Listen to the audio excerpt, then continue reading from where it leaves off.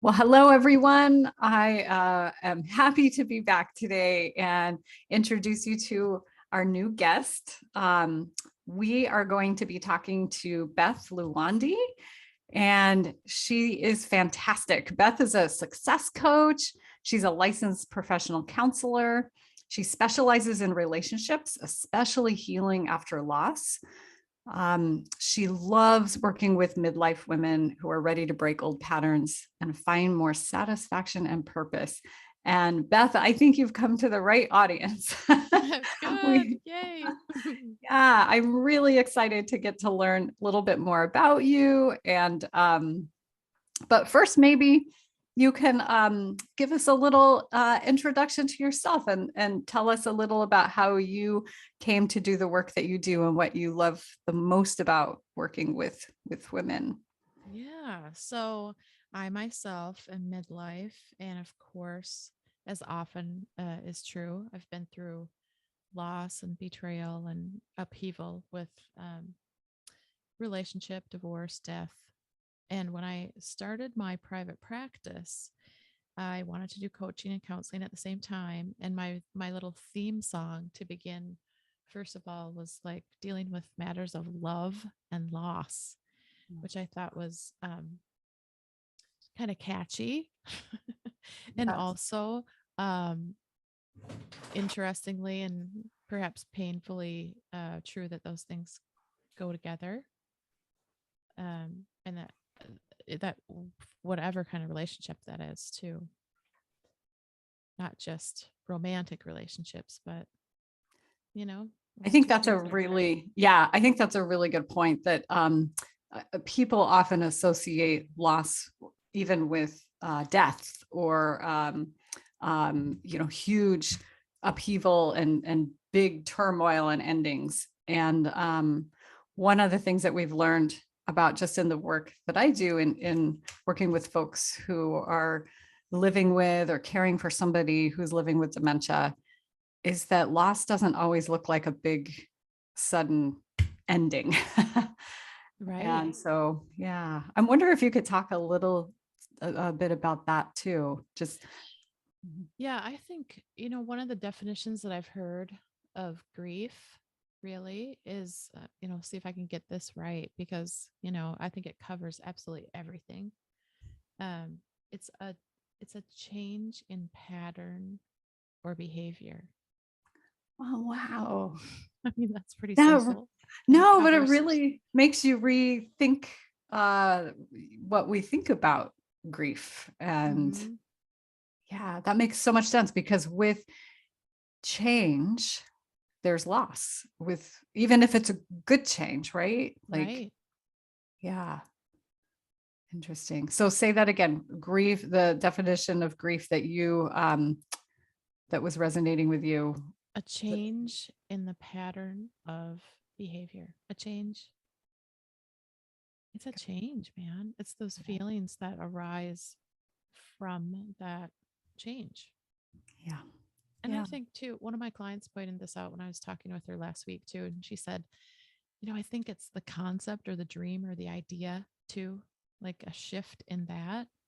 And I'm like, yes. And I added the word in behavior or expectation. Or expectation. I like that. I like that addition a lot. I really do too, because, we can experience a lot of heartache from that change, Mm-hmm. right? Yeah. Absolutely. And so often people are grieving the loss of what they thought was going to come, the future, the expectations, the dream of what Yeah, they thought their life would look like. absolutely. Yeah. Yeah. So I'm curious about this whole concept of doing work around loss, because that can be so depressing, right? To be focusing on loss. And often the reason that people reach out is to feel better and to Sure.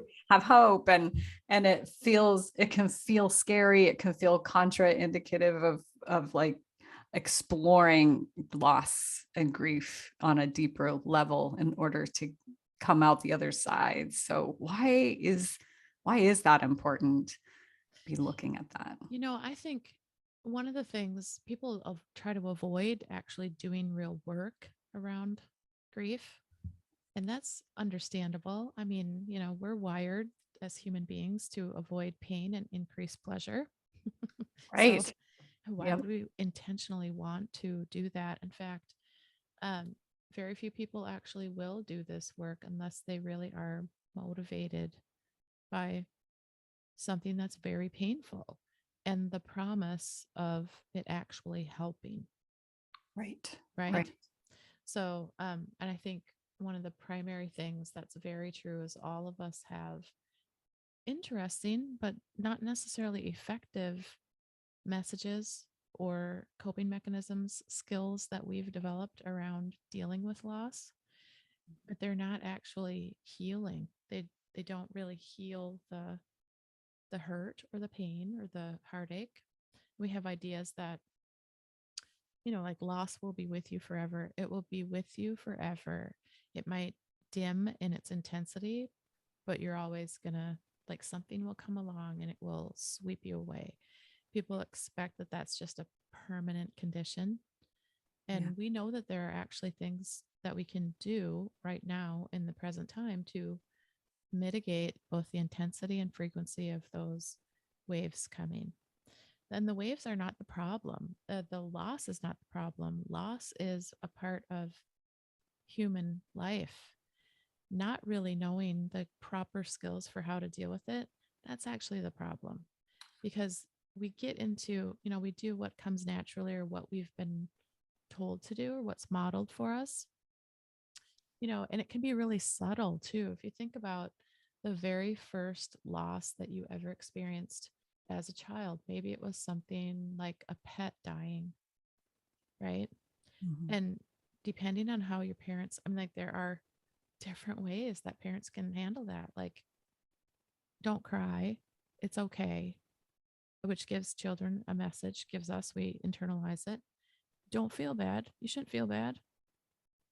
Like, instead of acknowledging, like, oh yeah, this is, I mean, it's sad. We really liked our dog, or whatever.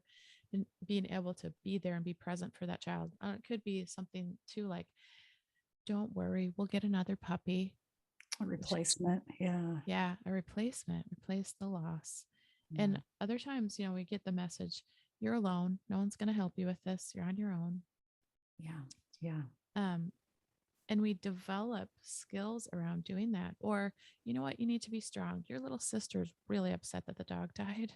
We Right. really need to, be strong. And Yeah. we Or give that, don't talk about it. oh my We're not gosh, going to talk yes. about it. This is Right. something that we ever bring up again. Yeah. Yeah. All sorts of things. And then, people stay busy, keep moving, Mhm. avoid it. I'm just like, I'm moving all the time, and then I don't have to think about it. I don't really have to feel it. I'm just trying to survive, that kind of thing.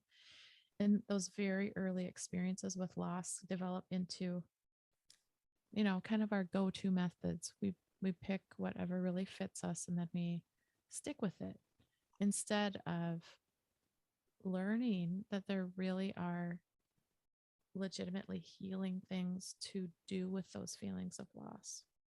Right. This is Yeah. so important. I thank you. I just want to kind of reiterate what you said, that it isn't necessarily, it's not the loss that's the problem. It's not having the skills that's the problem. I think that's a really important statement, and it helps.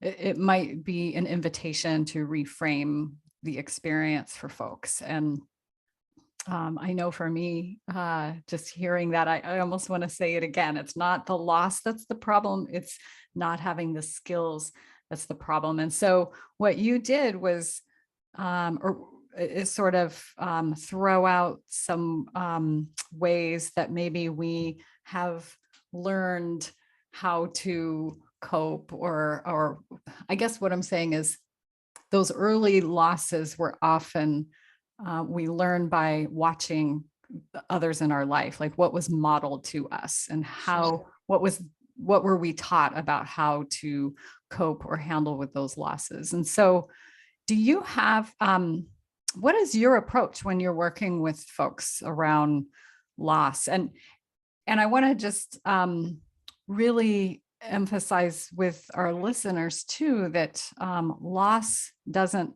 mean death. And maybe we should start with that first, is kind of talk about the different types of losses that people might experience in their Yeah, life. absolutely. So any, that change in behavior, pattern of behavior or expectation, that can be a move, a job loss, failing health, um, natural aging, um, all of those transition things. And it could be Transition. things like betrayal at work, learning you can't trust someone you thought was loyal to you. Um, Even bigger in marriage, like infidelity, could be divorce or breakup, all Mhm. of those losses, of course, pet loss, which I think gets experienced as being so incredibly powerful, really, almost all the time, and yet not very well acknowledged Yeah. in the I, larger society, yeah, right? absolutely. Those kind of hidden, they're not obvious to others. You mentioned one I just want to highlight because of our audience, and that is you mentioned natural aging, and I think about that a lot with folks that I'm working with and people's experiences that whether it's a physical loss like loss of hearing or a loss of mobility, loss of independence, but then there's also another piece underneath that that is with aging, the loss of family roles and responsibilities, or having always being the one that hosted the holidays, or mom is the one who always did this or that, or dad is the one who always did this or that, or my spouse. um, so there's a loss that the person who is aging is experiencing, and then there's the loss that the family members are experiencing as well with these changing Yeah, family roles. right. Yeah. And you said something too. I always think of loss as change, and how with any change comes that there's a sense of letting go. There's a loss of the old. Even positive change, right? Like Right. maybe you Yeah. get a promotion, or you're moving to a new house and it's a bigger and better home, but there's still a loss of the old in those positive transitions too. Hmm. Yeah, very much so. Yeah. Yeah. So I then think, back to what I was going to ask, the original question. Thank you for this, because this just kind of sets the stage, I think, for people to think about the different types mhm. of loss out there.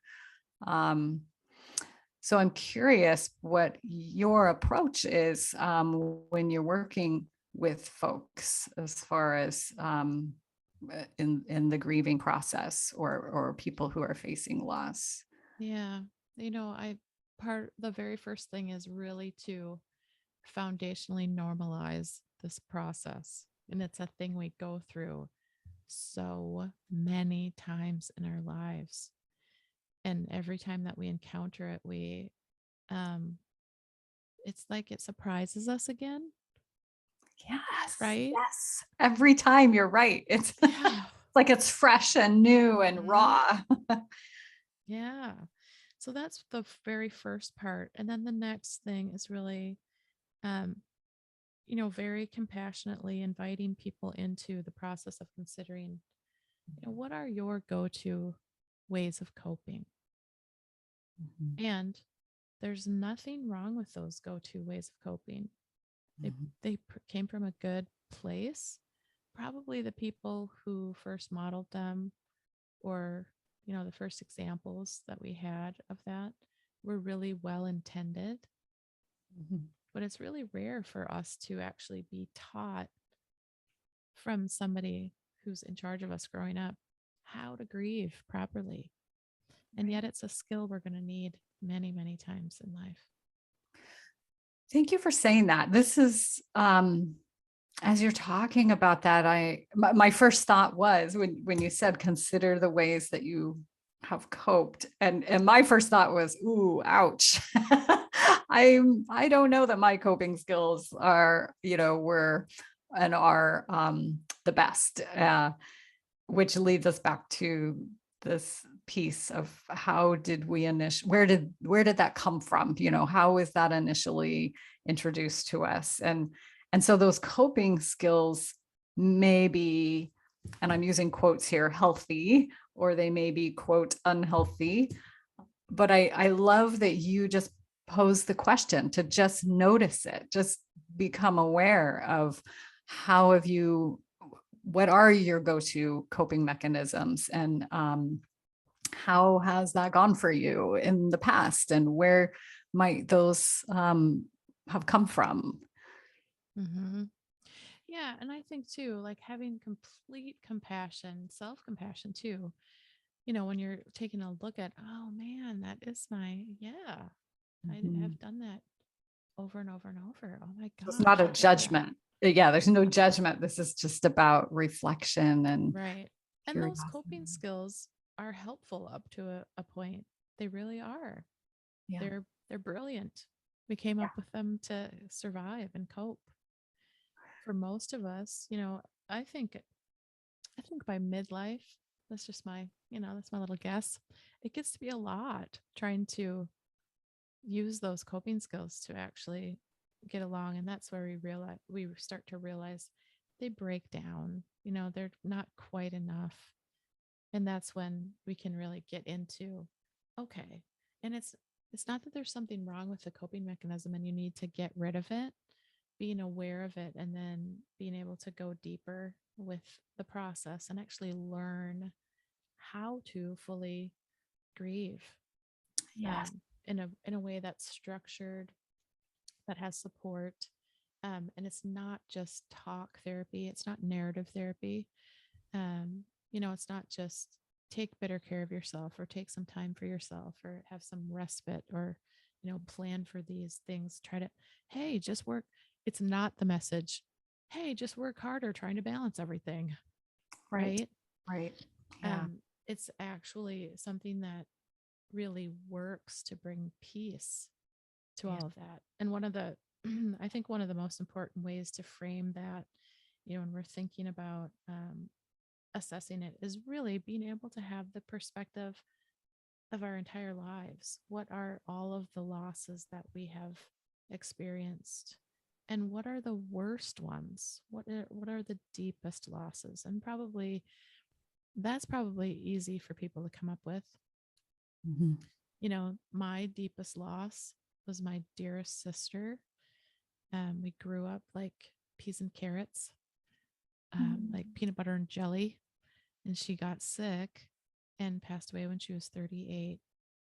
Wow. Um, and that's easily my deepest loss. So I can chart Goes that and that just place. go like everything is in comparison to the depth of that loss.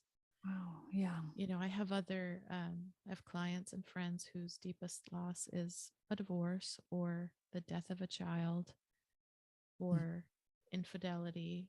And like our deepest loss is really the Mhm. worst. And maybe the thing that we're dealing with right now is the worst. Right. Right. But it's good to, excuse me, it's good to have that perspective. I love that because it kind of gives us I don't want to say a map, but I'm always feeling like if we can pull some in, what am I trying to say? Something that there's no words for, and if we can pull that out and give it form, give it something to look at, that there was a before and an after, and there's like you said, a way to compare that to it helps give some semblance of a way to look at it or think about it or describe it or express it or experience it. Yeah, I think so too. Instead of people just being a little, scattered, doing what comes naturally, like Mhm. employing all of those coping skills as they're moving along. Right. Um, you really have to stop and consider that. And then, like, I make people write this down and show me in black and white. Let's see. Let me see I how you love. plotted it out and how you compare all of those things. Mhm. My horse being sold when I begged for it not to be sold, that was a loss for me when I was a little girl. Yeah. But it absolutely pales in comparison to Yeah. divorce or Mary's death for sure, obviously. Yeah. Yeah. But to have that perspective and see it in black and white is like, oh my gosh, look at this that I've lived through. Right. And I know some about my coping skills and know, yeah, that's how I managed to get, I learned to replace that loss. I rode one of the other horses. I didn't have my own horse, but I got told that, don't feel bad. You have another horse to ride, Mm. right? And that's one of those early messages that I internalized. But Mhm. being able to see that in black and white is more than just having a little bit of perspective in my own mind, Right. right? Mhm. Yeah. One of Right. the really important things I do with I clients. think this is, yeah, boy, I'm just imagining doing that for myself. And I could see how externalizing it, getting it out of my head and my heart and my body and putting it into form, writing that down, it allows me um, not to manipulate it, but to shift it, to look at it in a different way, to move things around on paper, to give it's offering a different perspective and new way of looking at it from an external view, from me, looking at this piece of paper and the words I choose to write and where they go. And um, what do you think about because one of the things that happens so often for our caregivers that are listening to the show is that they are living, they're in the loss. There isn't a death, if you will, Mm-hmm. a physical death. There's a slow, continuous loss that they're living every day, and that's often started long before the diagnosis. Knowing that there is something not right, or there was something that a fear, and then that fear was often substantiated by a diagnosis, and then you enter another level of loss, and then you're grieving with your loved one sometimes, and there's also the individual experience of the loss. Again, I'm using quotes here, loss, because it's so hard for folks to understand or even express their experience because their loved one is still here. Sure. Yeah. Yeah. And then I know people will say, having gone through that decline, then after an eventual death, Mhm. well, I started grieving a long time ago, Yes. Yeah. as if that minimizes the pain, right? Right. Right. And yet there are things that we can do in that, in the midst of it. There are things that we can do to help um, really process it and not just be functioning in the feeling state of loss or grief or that heaviness.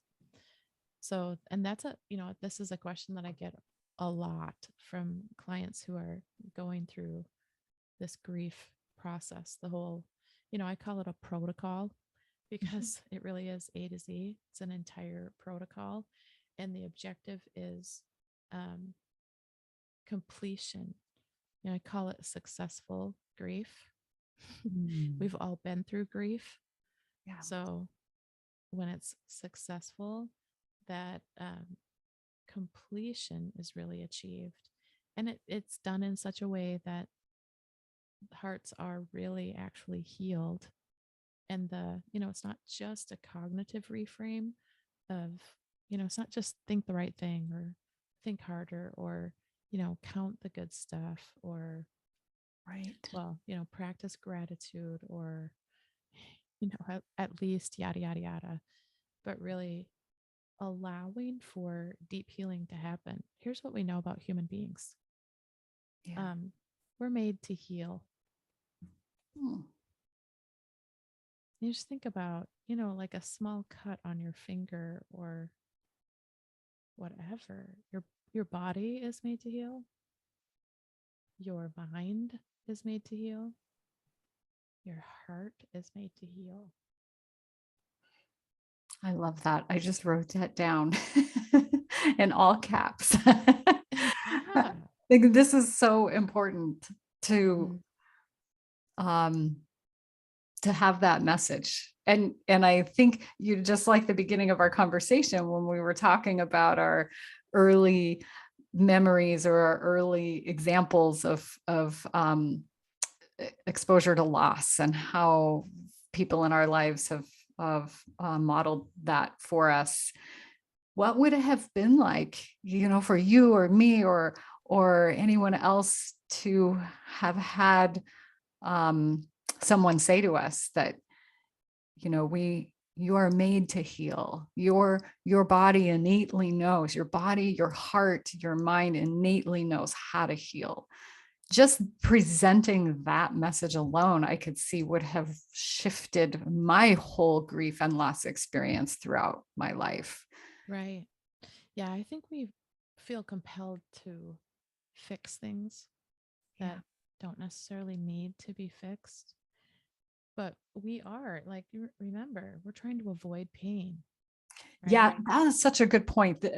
Thanks for bringing that up again. I think that both culturally and biologically, we are Mm-hmm. wired in our brains to avoid pain and the Right. impact that that can have on us. Yeah. Yeah. When you're saying that, Laura, the really interesting thing, I was thinking, like, what if we had actually learned how to grieve well when we were younger? I like this will be wild, but I have a theory. I have a theory. We actually would have experienced less pain Mhm. and probably fewer incidents of real grief and loss. And I say that partly from personal experience of, one of my go-to things for a long time was to replace the loss. And that pattern of behavior created more opportunities for loss, Wow.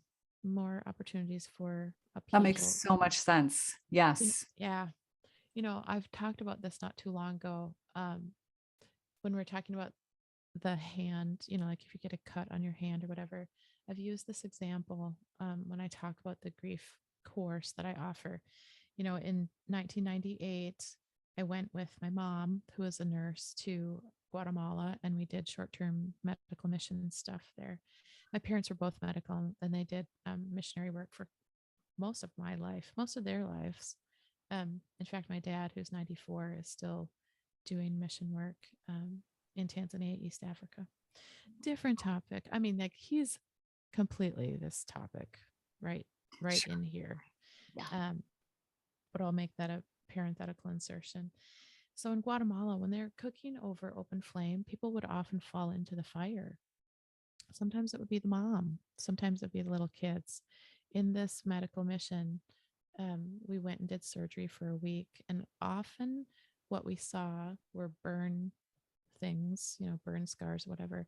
When the hand goes in the fire, it can get burned. And then what they would do is they would treat it as well as they could. I'm sure that they protected it and tried to keep it clean-ish, whatever. What often happens is a contracture where the skin grows together because they're holding that in a posture so that they're not hurting it more, right?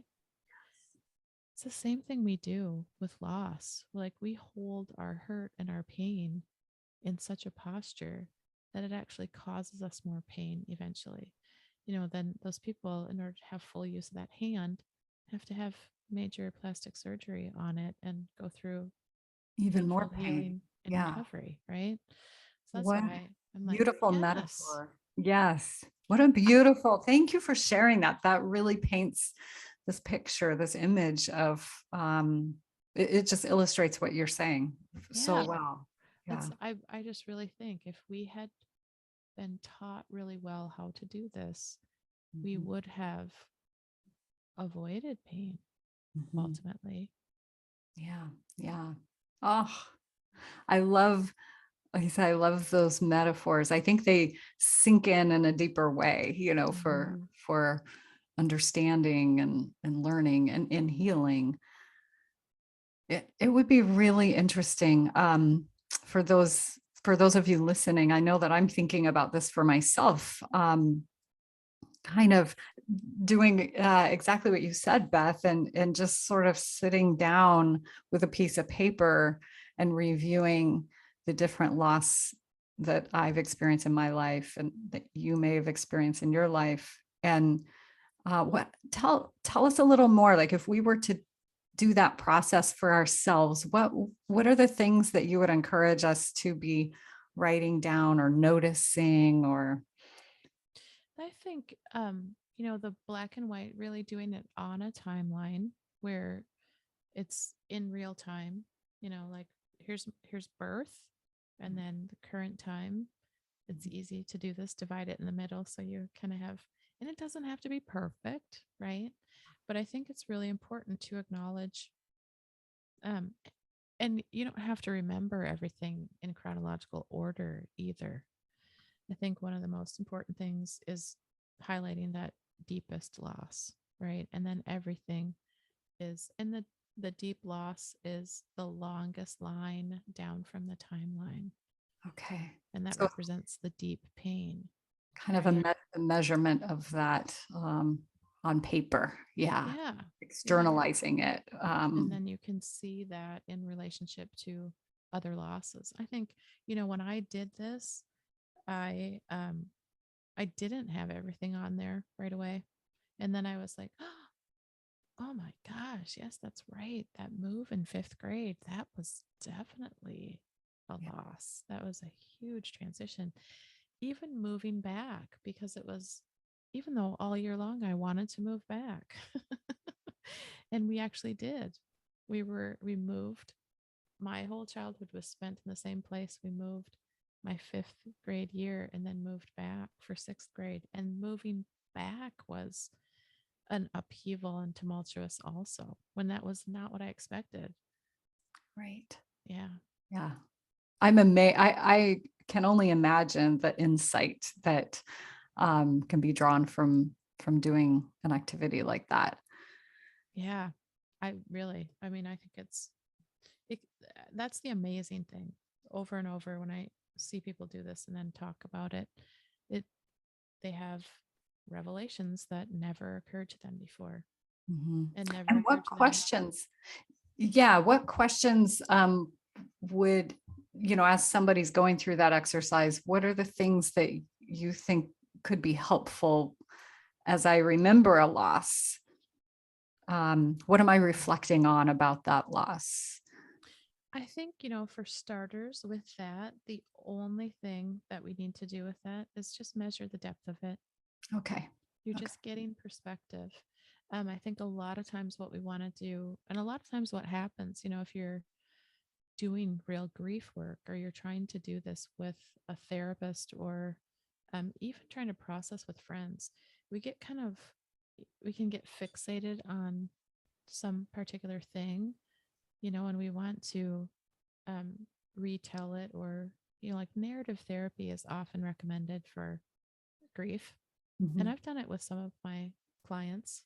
Um, I don't do very much of it anymore, not in the same way, because sometimes that narrative therapy actually just, um, I say it rehearses the pain, Mm, mhm, and it mhm. doesn't really offer any kind of balm Maybe, for it. can you tell our listeners just real briefly what narrative therapy is? I think that some Yeah. people may not know.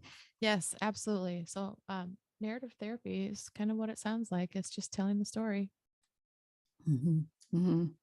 and we are told also that, being able to speak about our loved ones or share our reality and just tell the story is helpful. Mhm. Um, yes, it's helpful to a certain extent. It's also kind of dangerous in that that's the story that gets cemented in our Right. minds, That's the important piece, I think, about, yeah, when we talk about narrative therapy, is being curious about how are you telling the story of all the ways, of all the possibilities, of all the things that could stand out or come out of the story. You're choosing to tell it in a certain way. And yes, I agree that we can get stuck in a pattern or a loop, like you said, of, Mhm. oh, this is what happened and this is how I felt about it. And this is, so learning how to change the story, or learning that you have power in that. Yeah, and I think, being careful while you're doing something like that timeline, the grief timeline, that you can be mindful of, you can notice like, ooh, this one is this deepest one. Oh my gosh, I could get stuck talking about that, or I feel so much heaviness or shame or, whatever comes up. But because you have a task, you have an assignment, Mhm. and it's time bound also. When I'm working with people, it doesn't go on endlessly. We're not revisiting that forever, right? But you have a task, and your task is, this is obviously the deepest loss. Yeah, So, how did those other ones measure up? I like that. And Yeah. it doesn't have to be perfect either.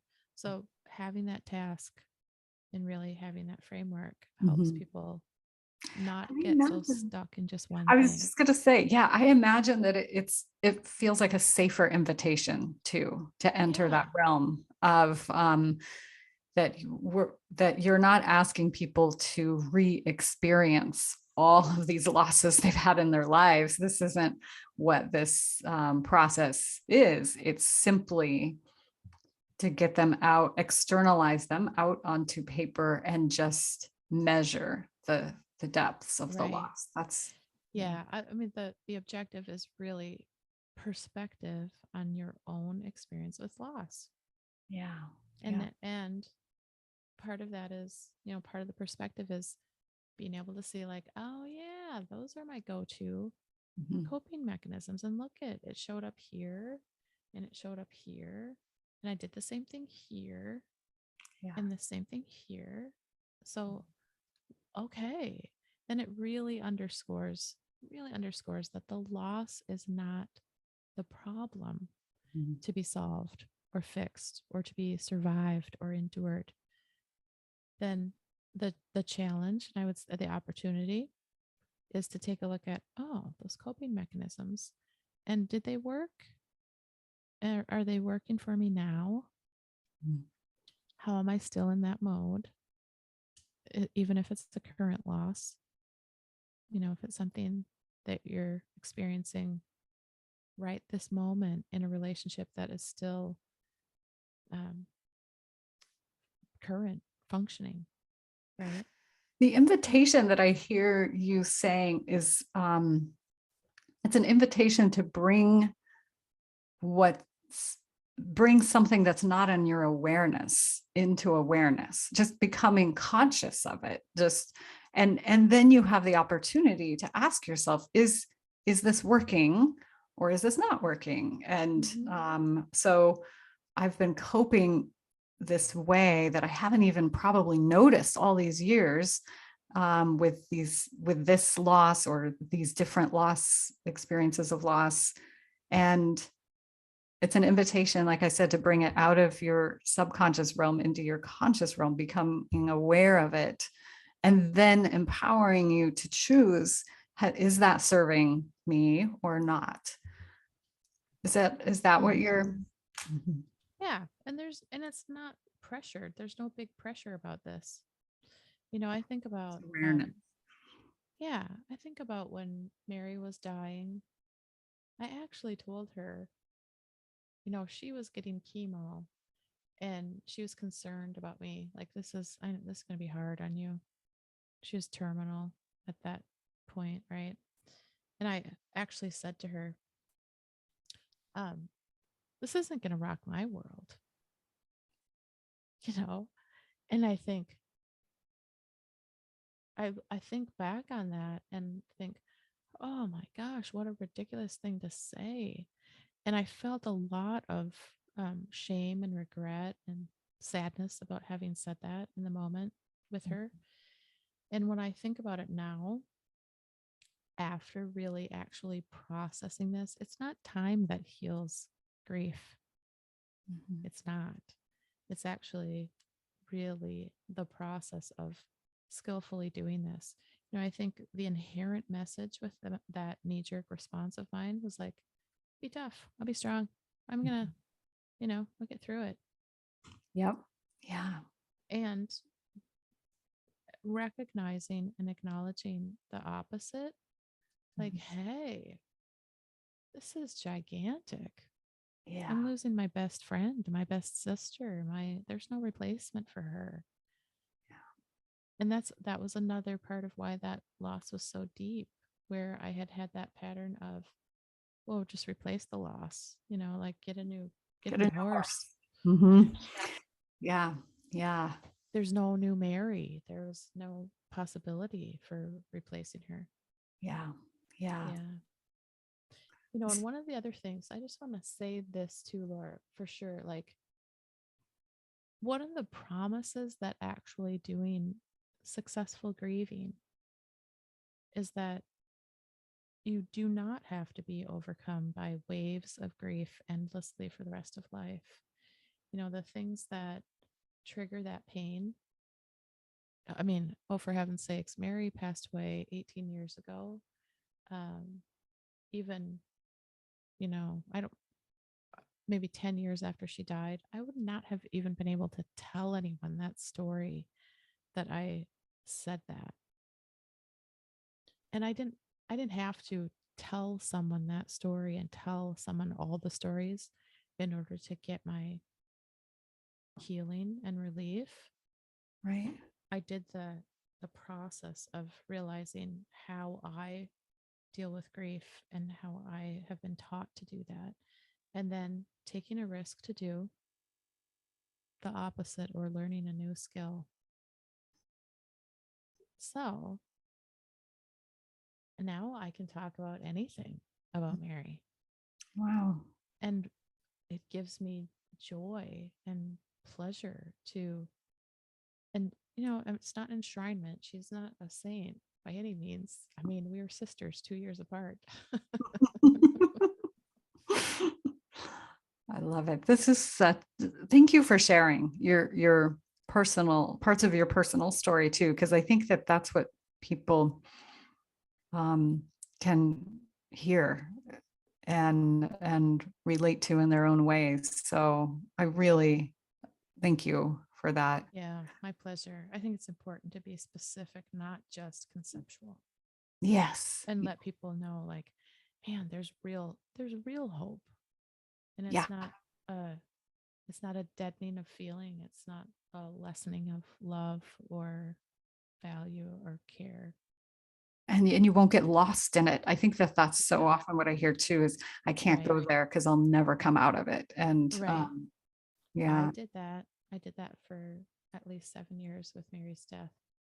I Mhm. went, you know what? I think I'm stuck. I think I'm stuck. I need some help. Yeah. Yeah. Well, how can folks find out a little more about you and the work that you do if they want to continue down this path or they're Yeah. curious? So, liveswork.org, Okay. and that is a website where I have courses, and the successful grief courses on that site. The other one is just my name, BethLuwandi.com. There's tons of information there. Lots of free information about grief and relationship. Fantastic. Yeah. Lives Work. I love that. I love that name, liveswork.org, Mm-hmm. where you have some courses, and then bethluwandi.com. And I'll make sure that I put this in the show notes, so that folks know how to spell your name and Yeah. get to the right place. So Thank yeah. you. Thanks, Laura. Beth, thank you so much for sharing this with us. I think this is such an important topic, and I just really want to thank you for your time. I really hope it's helpful for people. Yeah. Thank you very much.